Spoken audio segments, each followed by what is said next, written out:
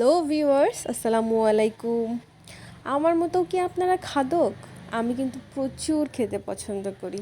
আর আমার খাবার তালিকায় সবথেকে ফেভারিট হচ্ছে বিরিয়ানি। বিরিয়ানিটা আমি এত বেশি পছন্দ করি, যে কোনো ধরনের বিরিয়ানি হোক, চিকেন হোক, মাটন বা বিফ বা হচ্ছে ভেজ টাইপের যেসব বিরিয়ানি হয়, বিরিয়ানি। তো রীতিমতো আমি আজকে দুপুরবেলা বাসায় অর্ডার করে বিরিয়ানি নিয়ে চলে আসলাম।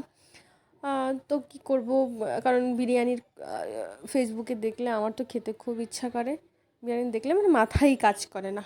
তো বিরিয়ানিটা প্রথমে নিয়ে আসার পরে খুলেই তো খুব খুশি হলাম। লেগ পিসটা আমার প্লেটেই পড়ছে। লেগ পিস আমি অনেক বেশি পছন্দ করি। খুবই খুবই খুবই কী বলবো।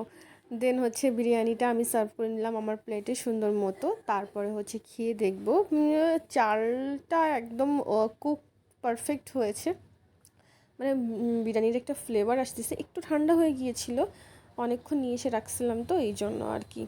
আর একটু দূর থেকে আসছে, কি আর করব। তারপরেও খেয়ে দেখলাম যে না, বিরিয়ানির টেস্টটা কিন্তু জাস্ট অসাধারণ হয়েছিল। খুবই সুস্বাদু, জাস্ট একদম সব কিছুই পরিমাপ মতোই।